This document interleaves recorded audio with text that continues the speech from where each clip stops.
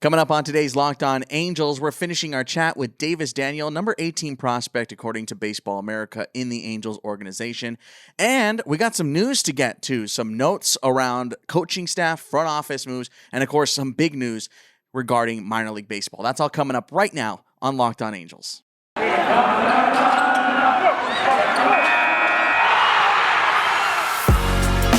You are Locked On Angels, your daily Los Angeles Angels podcast. Part of the Locked On Podcast Network, your team every day.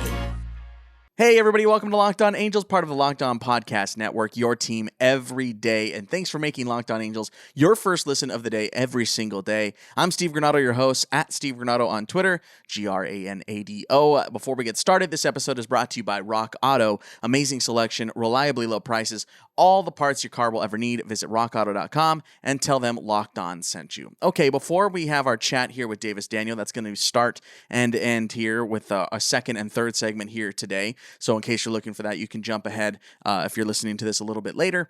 But we will have that conversation here. There was some more news that came out this week that came out on Sunday and Monday. Let's start with the Monday news as regards to the Angels. Couple of staff changes. Third base coach Brian Butterfield has been let go. Brian Butterfield, third base coach, came over with Joe Maddon a couple of years ago for the 2020 season, obviously spent 2021 with the Halos. And this third base position has been a bit of a revolving door ever since Dino Ebel left, obviously who's now with the Dodgers. And I personally think one of the best third base coaches, if not the best in all of Major League Baseball. But yes, Brian Butterfield is no longer with the Angels. He is the second coach that we have heard of thus far that has been let go after this season.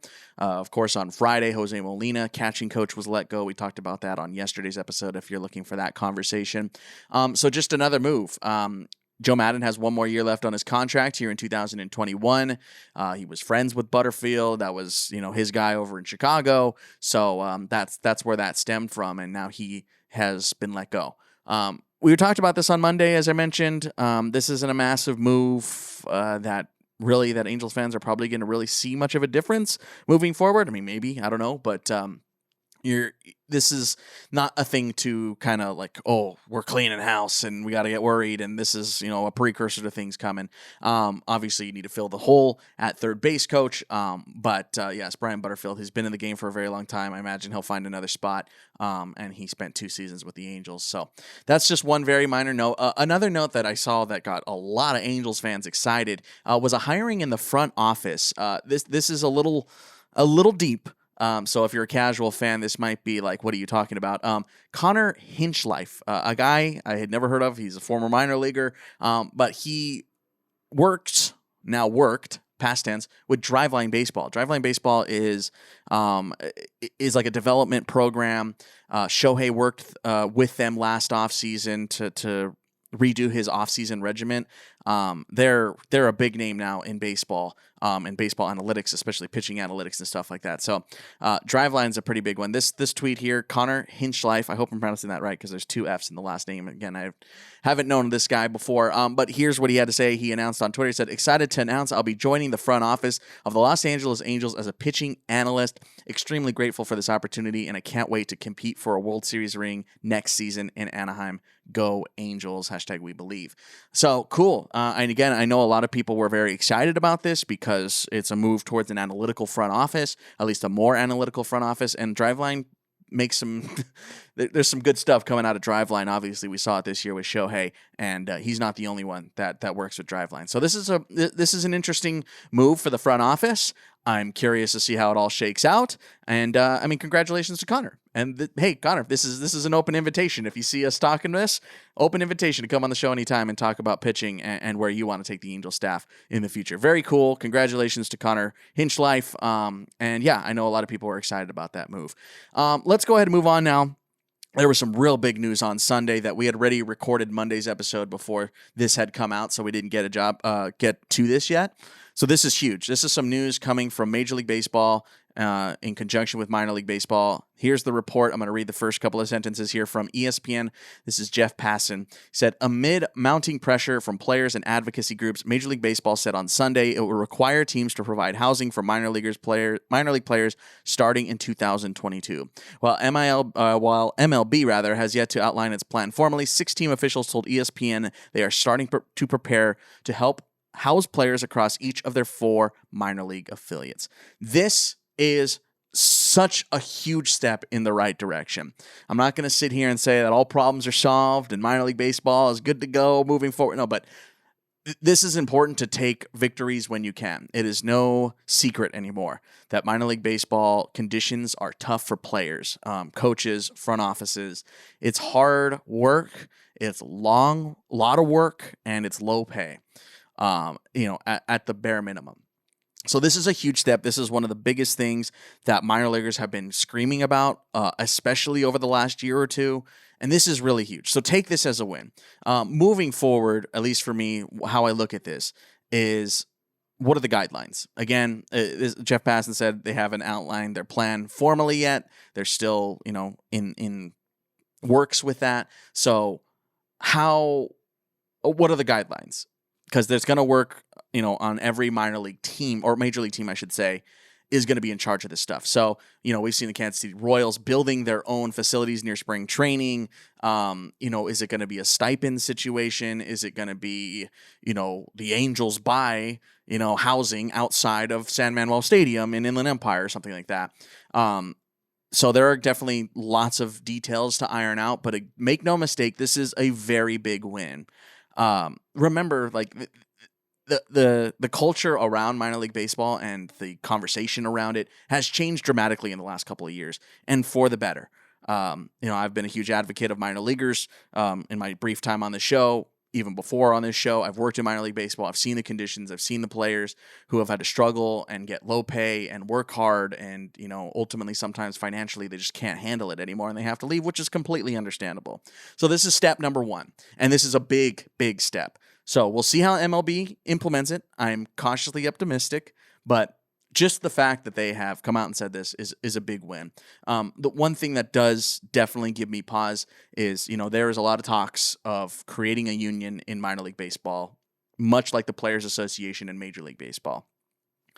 That I don't think is going to come out of this upcoming CBA, but the one thing I'm worried about is Major League Baseball trying to shoot down that possibility by going, here, we'll give you housing, and trying to shoot down the possibility of a minor league union. There are still so many problems in minor league baseball that need to be fixed, including pay. Remember, they don't get paid year-round.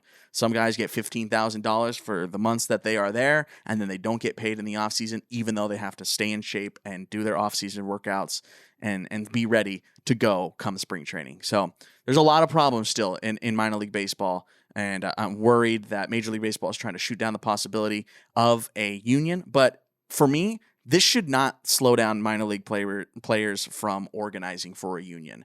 If anything, this proves that collective bargaining in this situation is working, because this never would have happened had it not been for minor league advocates, More Than Baseball, the players themselves, Kieran Lovegrove, all these guys and all these groups finally speaking out, being confident enough to speak out. And some of the major press that has covered it nationally, it's a big deal. And again, take this as a win. If anything, this proves that standing together and fighting for what's right is a good thing. And to minor leaguers everywhere, congratulations. This is such a huge step in the right direction. For future drafted kids, congratulations. All the hard work for the guys ahead of you just paid off, and it's the first step in the right direction. So very happy this happened. Congratulations to everybody who has fought for this, and don't stop fighting. There's still plenty to do. I'm going to leave some links to some organizations, minor league advocates and More Than Baseball. They do incredible work for minor leaguers. There's still plenty of work to be done, but again, this is a massive first step, and I'm very, very happy about this. So go check out those organizations if you want to help out our Angels minor leaguers, and help out minor league players throughout the country. This is awesome. Congratulations, and we'll see what comes next.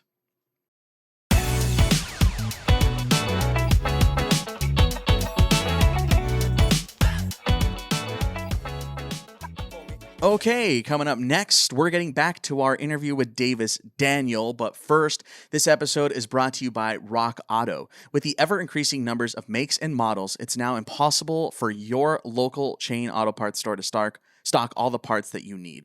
Why would you endure often pointless or seemingly intimidating questioning, and while you wait for the person behind the counter to order the parts on their computer? You have computers, you have cell phones, and they all have access to rockauto.com.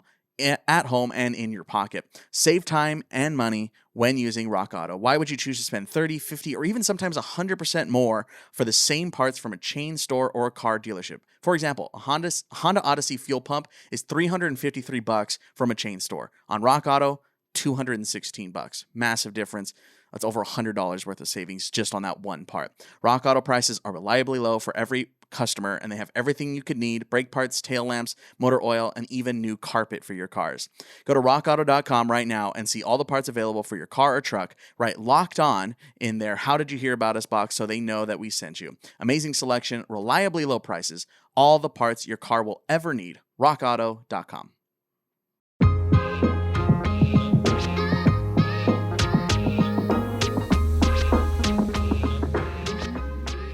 For you guys, as a collective group, as a pitching staff, not just minor leaguers, but the pitchers in particular, especially in this organization, knowing that there is that need at the major league level, I want to kind of like, what side are you on? Is that like added incentive, or is it a combination of that and pressure? Like, is there extra pressure on the pitching staffs? Like, man, we got to get there. Like they need us.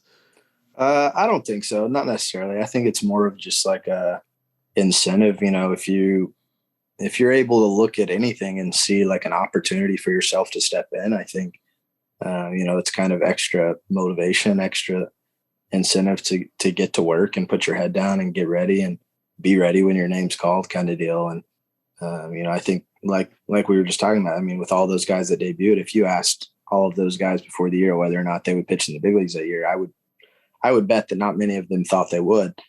And so the fact that they got there and got their name called and they were ready for that, they were able to see that there was a need and that they were, putting their head down, doing their business every day to get ready because they knew that they, at any point their name could get called. So I just think it helps guys work harder. It helps guys keep their head down and grind and be ready when the time's appropriate. For you, I know there's, obviously just the 1 year and COVID played a lot of factors, and is playing a lot of factors around baseball all the way down to the high school level. Just that lost year. But was that something in your mind, because you got moved pretty quick too. Yeah. Reed got moved extremely quick. Chris Rodriguez has been moved extremely quick. So for you, was it like, like at any moment, like, are you ready for that call? Like, are you anticipating that call at any point, or are you kind of just trying to push that on the back burner? Yeah. There's so many other factors, about, Rule 5 years and how much longer your contract is and all kinds of factors like that that'll factor in all of those decisions from the front office. So, I knew that there was a pretty good chance, even when I got moved to Salt Lake, that I was not probably going to go up this year. But, you still obviously have to stay ready, and you still obviously have to prepare like you're going to. And, the dream is to play in the big league. So you got to continue to grind and continue to do everything you need to do every single week to make that dream a reality. And, while that didn't happen this year, hopefully continue to work hard and do my thing next year and hopefully get an opportunity and stay ready. One thing that kind of gets lost in the shuffle is, again, we see it from the major league level, is all these guys start getting called up, especially at the end of the year.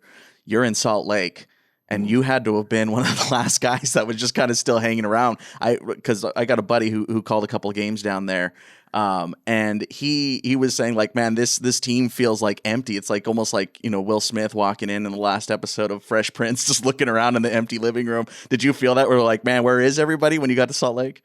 Not too bad. I started the year after spring training at the alt site with some of those guys, so I knew the team pretty well. And then, it was I kind of moved up with a lot of those guys, So by the time I got there, the guys that were, big leaguers and that were going to spend the rest of the year there were pretty much already gone.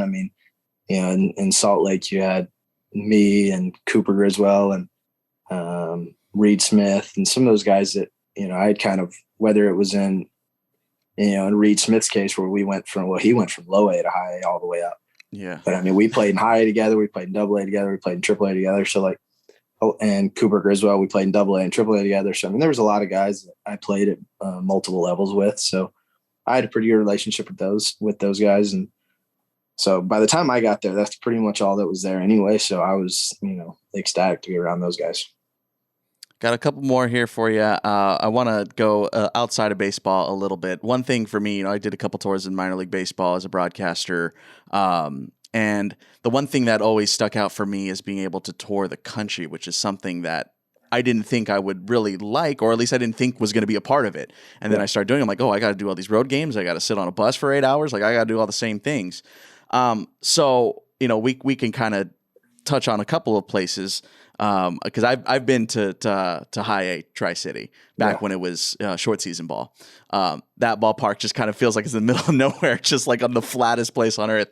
But never had a chance to go to Rocket City, which is obviously newer, and Salt Lake. So what were some of the spots that you were like, oh, this is sweet? Like this is, because I mean that's an added bonus to being a pro ball player, is being able to see new places. So what were some of the places that you were really like gung ho about getting to visit? Yeah, absolutely. Well, I will just quickly say that when I was in Pasco, Washington, I would say that was definitely extra motivation to move up. But once, and then being not far from Huntsville, man, I mean, just having the opportunity to go there and play in front of a lot of friends and family, and being close to there. I mean, that new stadium is unbelievable. We played in front of some of the biggest crowds of minor league baseball this year, and just having the opportunity to play there was awesome, and an experience that I'll never forget. And especially being the first year of that team, I know those fans were really excited to have us, and so it was an awesome experience to be in Huntsville. We got to go to a couple cool places there, but the travel in AAA is definitely a little better. I think going to Reno and Sacramento. I mean, when I went to Sacramento, I met the team in Sacramento, and that was the first time I had ever been to California. So there was that trip was pretty cool. Reno was cool. Tacoma, Washington was a cool spot. You just kind of go to some bigger cities in AAA, and having the opportunity to do that was awesome, and see a lot of new things.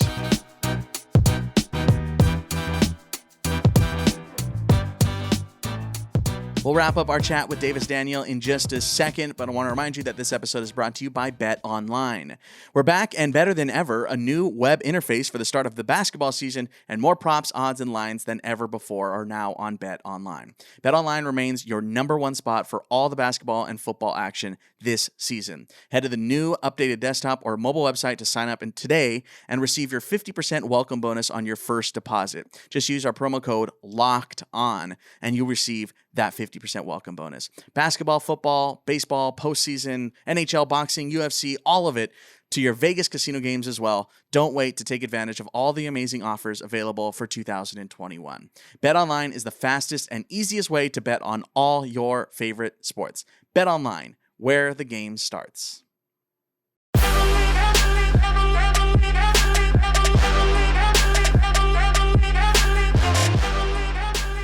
NorCal is different than SoCal, man. I'm telling you right now. There's that rivalry, especially as we're recording this tonight. Big rivalry going on the Dodgers side of things. But yeah, let's talk about California a little bit, man. Obviously, the goal is to get here to play ball. I'm actually right down the street from the ballpark, so you're getting a little glimpse of a blown out window of what California looks like here down in SoCal. But what excites you about potentially being able to play down here in sunny SoCal?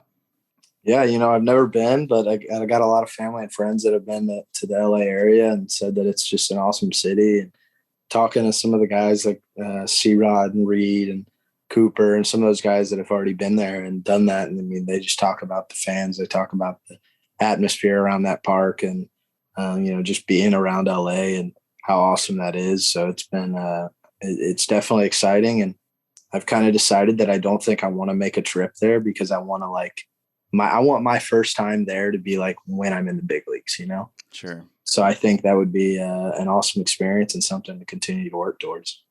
Well, you're kind of doing a dance around it, man. You head to Tempe and then you head up to Sacramento and you're just kind of dancing around this bottom region.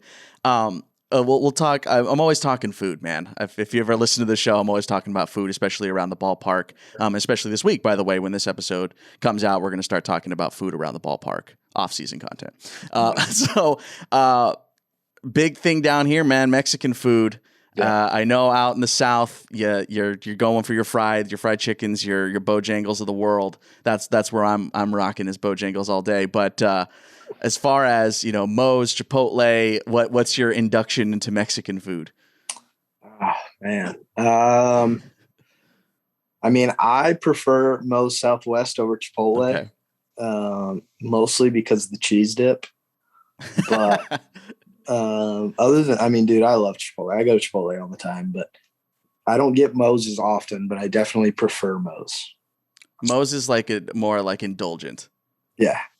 Yeah, that's more so that you're going the cheese dip and you're pouring that cheese all over everything. It's totally different. All over. But as far as like authentic, because that's not, people down here will tell you. It's not authentic, but it's good. Yeah, no, that doesn't mean it's a totally different thing, and that's completely fine. But as far as avocados all over everything down here, and the health food is obviously all the way down here, Mexican food, and especially right here. I mean, I know you haven't been here yet, but down the street is Garden Grove, which is a heavily Asian community with Vietnamese and Thai food. So food wise, man, if you're not dining on some Southern staples, what do you rock with? Oh man, dude, I love some good barbecue. No matter where I'm at, like my dad's from North Carolina, so he loves the vinegar barbecue. Vinegar. Okay. So you're going vinegar, North Carolina. Okay. And my mom's from Tennessee, so she loves the dry rubs. And then growing up in Alabama, being, around, just some good old classic Southern barbecue. Between the three of those, man, I'll eat barbecue wherever I'm at. And so barbecue food's definitely my go-to restaurants. Oh man, you're not going to be too happy when you get here, bro. There's a couple. If you go down to San Diego, there's a couple of San Diego spots that are pretty good. There's a new barbecue place down the street from Angel Stadium. That's okay. I've had mixed results, but as far as going, because I've been out, like I said, in the coastal plain, and that was in North Carolina, and we literally had a barbecue fest at the ballpark. Oh yeah, every year. So I get you with on that one.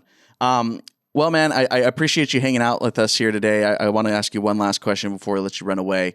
You kind of touched on this, but I want you to get into it a little bit. You are with these pitching staffs every day. You're friends with them. You're working out with them. Instructs, fall ball, whatever it ends up being. So what can Angels fans be excited for, whether that be names or pitching style or mentality? Like what identifies the Angels minor league pitching staffs right now that maybe next year, 2 years, 3 years, Angel fans can be excited for once it gets to the ballpark? Yeah, I think the biggest thing is that there's a lot of talent, man. There's a lot of guys that, whether they flew under the radar or they've been in the spotlight since college, whatever it is, man, there's been a lot of arms in here that have really impressed. And there's a lot of guys that really work hard. There's a lot of guys that put their head down and have really grinded over the last couple of years. And, there's a lot of guys that came out of COVID a lot better than they were before. And I think that's a big testament to those guys and how they worked and that all, having a whole year off. So it's been really fun to watch those guys continue to get better. And I think it's going to be something that will carry into the big league level with the work ethic and just the kind of grinders that we got down there. I think you just made a lot of Angels fans feel a lot better. So again, man, it's been a tough go in the last 10 years or so. So I'm glad to hear it, man. Well, Davis, thanks for checking us out, man. Anything you want to promote here for you? Maybe your Twitter account or anything like that? Yeah, I mean, you can follow me on Twitter, Instagram. It's Davis_Daniel13. So either of those, and that's about it. Thanks for having me on. Of course, man. Shoot him a follow. Go hang out. Davis Daniel, thanks for joining us today, man. Yeah, appreciate it, man.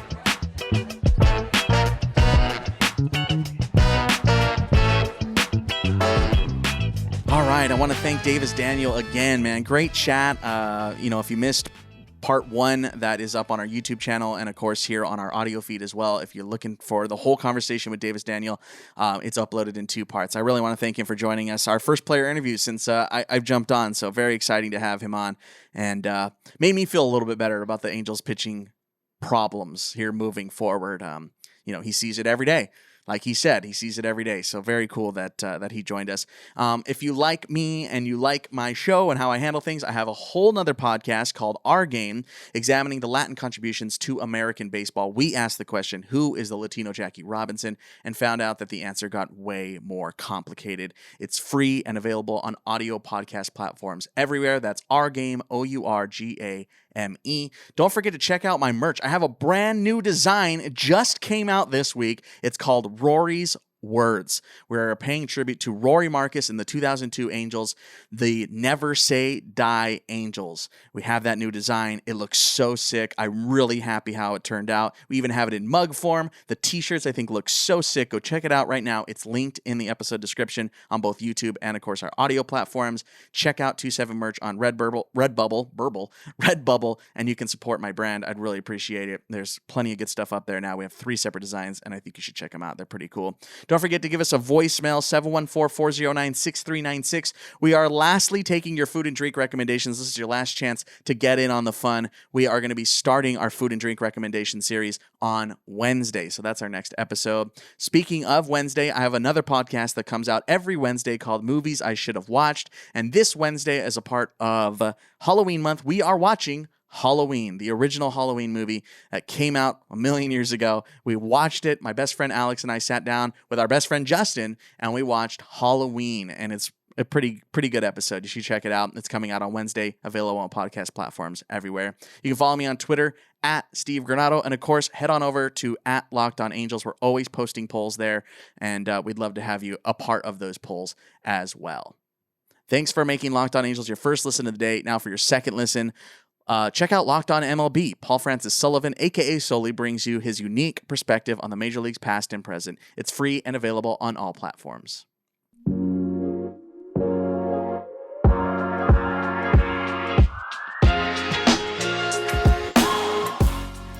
All right, folks, that's going to do it for us here today in Locked On Angels land. We're done for the day. Again, thanks to Davis Daniel, and thank you for checking us out and making us your first listen of the day every single day. Tomorrow, we are starting our food series. I'm so excited to tell you about the best pre- and post-game spots around Angels Stadium. So jump in the YouTube comments below and tell us where you like to go for pre- and post-game, before and after an Angels game, and anything around here in Anaheim, anything close to the ballpark. We want to hear where you go. Anyway, we'll talk to you about that tomorrow. That's all coming up here throughout the week. Anyway, that's going to do it for us. Later.